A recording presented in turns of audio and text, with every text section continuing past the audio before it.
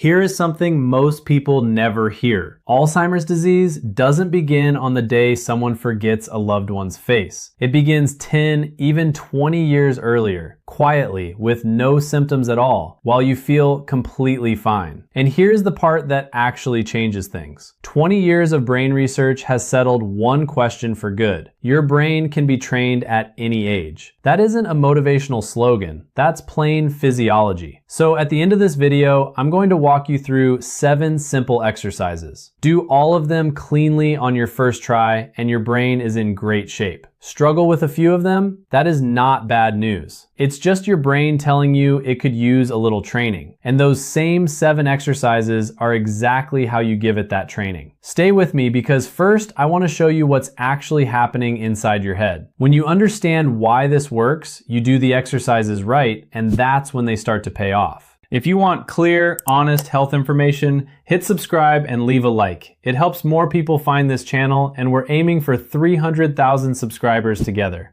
Checklists and short health posts go out on my Telegram, and the QR code is on your screen right now. So let's talk about what's really going on. As the years add up, thinking gets a little harder for everyone, no exceptions. It doesn't matter how mentally active you've been your whole life. For some people it stays small, misplaced keys, mixing up the grandkids' names. For others, it turns into something serious, a real drop in quality of life, leaning more and more on the people around them, and in some cases, it even shortens life. And underneath all of it sits one specific chemical process. Here's how that process starts. When you're under constant stress, when you're short on sleep night after night, when there's ongoing inflammation simmering in the body, your cells start producing more of something called free radicals. A free radical is just an unstable molecule that's missing an electron. And because it's missing one, it goes hunting.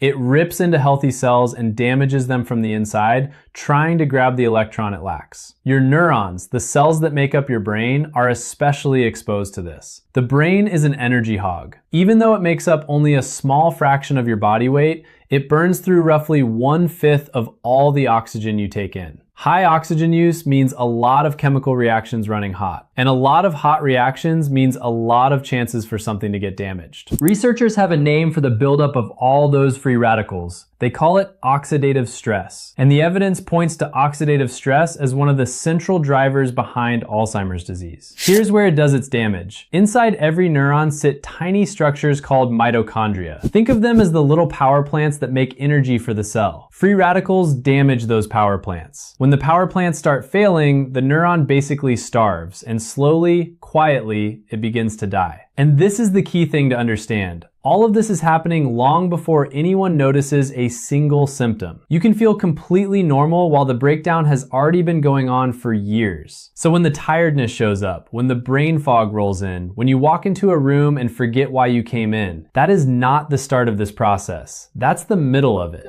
Now here's where a lot of people make their first move and where it quietly goes wrong. They start taking vitamin C or vitamin E, hoping to mop up those free radicals. And for the body as a whole, that's not a bad instinct. But for the brain specifically, most people feel no difference at all. There's a reason for that, and it's worth understanding. Between your bloodstream and your brain sits a kind of security checkpoint called the blood-brain barrier. It's a filtering system, and its whole job is to keep toxins, germs, and most foreign substances out of your brain. You want that barrier. It protects you. But it doesn't make exceptions for the good stuff either. It blocks most antioxidants too, antioxidants being the compounds that neutralize free radicals. So your vitamins go to work in your blood, they help the rest of your body, and then they hit that checkpoint, and most of them simply don't get through. The brain is left without much antioxidant backup.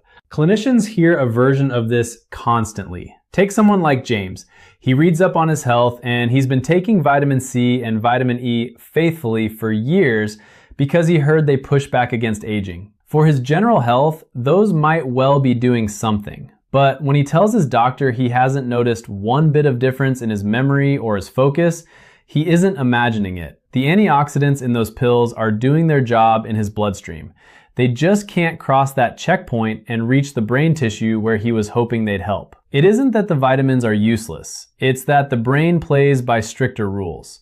That's exactly why scientists have been hunting for compounds that can actually get past that barrier. One of the ones drawing attention is rosmarinic acid. It's a natural plant compound, a polyphenol, found in rosemary, sage, mint, and a handful of other herbs. Research suggests it may help take the edge off anxiety and give a modest lift to how energetic people feel. And what makes it interesting to scientists is that it appears able to slip across the blood-brain barrier and do its anti-inflammatory, antioxidant work right there inside the nervous tissue, where it's needed most. Another compound under study is superoxide dismutase. That's an enzyme your body actually makes on its own, and it's one of the most powerful natural antioxidants there is. A version of it that comes from melon extract has drawn interest because it appears to work right inside the cell in the exact spot where most of the damage is happening. And then there are flavonoids, yet another family of plant compounds which seem to boost the effect of the first two and support the nervous system more broadly. These are all areas worth keeping an eye on as the research develops and worth asking your doctor about rather than reaching for on your own. But here's the catch with all of these. Antioxidants only protect what you already have. They put the brakes on the damage. They slow the breakdown. They don't build anything new. And if you want your brain to actually get better, not just hold steady, it needs something else entirely. It needs a workout. And this is where most people trip over the same mistake. They figure, I walk around, I talk to people, I cook, I run the household. Surely my brain is getting plenty of exercise. But here's the problem. Anything you do out of habit, your brain runs on autopilot. Your brain wired those tasks a long time ago. It isn't building anything new. It's just replaying a program it already knows by heart. Picture a driver who's taken the same route to work for 15 years. They don't think about it anymore. They don't look for new roads. They just drive. That's your brain doing the dishes. There's a pattern that comes up in primary care more often than people realize. Someone like Linda, in her early 60s, sharp as ever, stays busy all day with errands, cooking, helping out with the grandkids. She's convinced she's keeping her mind active. But every one of those activities is something her brain has done 10,000 times already. None of it is asking her brain to build a single new connection. Busy is not the same as challenged, and that distinction turns out to matter a great deal.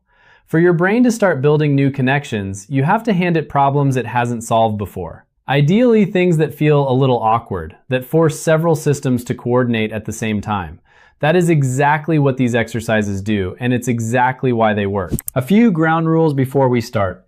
Each exercise gets at least 10 repetitions, and somewhere between 10 and 20 is the sweet spot. Go slow at first. The speed comes on its own as your brain learns the movement. That moment when you're learning a new movement pattern, a new sequence your hands haven't done before, that's when the new connections are actually forming. Once a movement becomes easy and automatic, your brain stops working at it. So the second something starts to feel smooth, make it a little harder. Speed it up or read something out loud while you do it.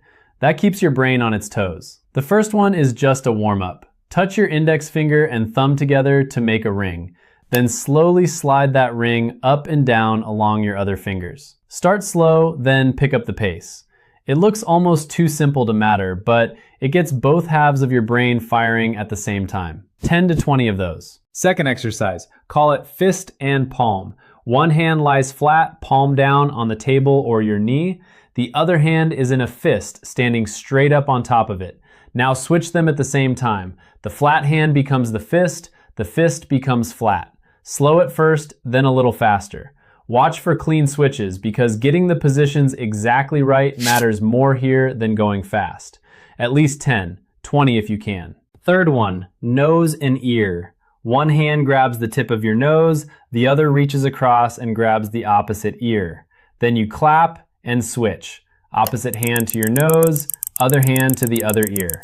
It looks like a kid's game, and honestly it is one, but there's real brain science underneath it. To pull it off, your brain has to hold your hand's current position in working memory while it's already setting up the next move. Cognitive neuroscience research has shown that switching between tasks like this lights up the prefrontal cortex, the region at the front of your brain that handles working memory and planning. And that region happens to be one of the first to take a hit when dementia sets in. 10 reps. Fourth, tap and rub. One hand pats the top of your head, the other rubs your belly in slow circles.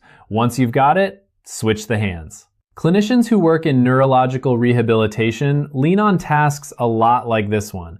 And here's the interesting part. That frustrating moment when two different movements just refuse to cooperate is the exact moment your brain is building new connections the hardest. So the struggle isn't a sign you're failing, it's the whole point. 10 on each side. Fifth exercise, goat and cow. And stay with me on the names. One hand makes a goat, index finger and pinky pointing out, the middle two fingers tucked down. The other hand makes a cow, thumb and pinky out, the rest tucked in. Now switch both at once. Slow first, then faster.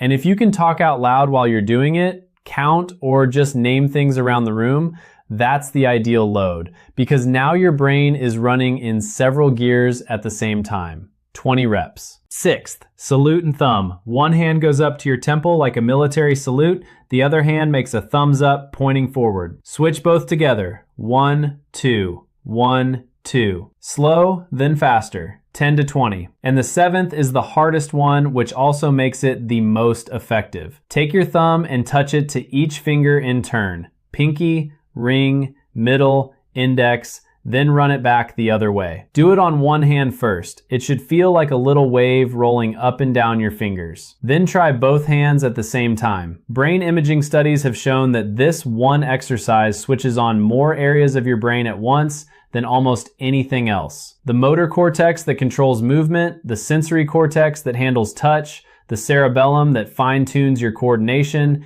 and the planning regions that line up a sequence of actions in the right order. Start slow, 10 on each hand, then bring them together. And here's what tends to happen when people stick with it.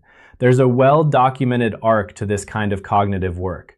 Someone like Carol picks up these exercises, fumbles badly the first week, feels a little silly doing them at the kitchen table, and almost quits. She doesn't. By the third week, the goat and cow switch that tied her hands in knots is starting to flow. That's not a trick. That's her brain doing the exact thing we've been talking about, building wiring that wasn't there before. Here's something worth knowing, and it leads me to a question for you. There's a pattern in all of this. The later in life you start working with exercises like these, the lower your starting cognitive reserve tends to be.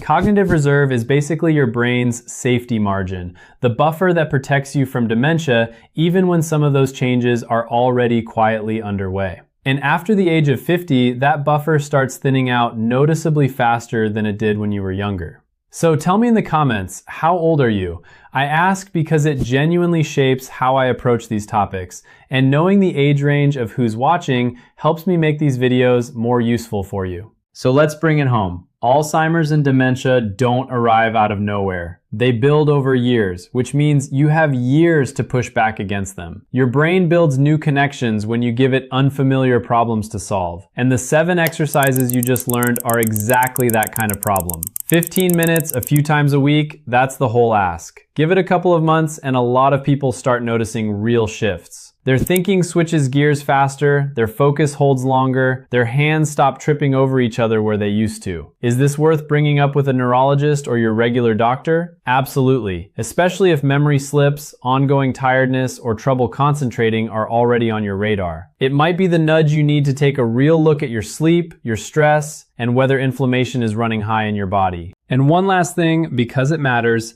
everything I share here is meant to give you something to think about and good questions to bring to your own doctor. It's never a stand-in for advice built around your specific health. If this gave you something useful, leave a like and subscribe. That's how the channel keeps growing, and 300,000 subscribers is the target we're heading toward together. The checklist for these exercises is waiting on my Telegram, so just scan the code on your screen.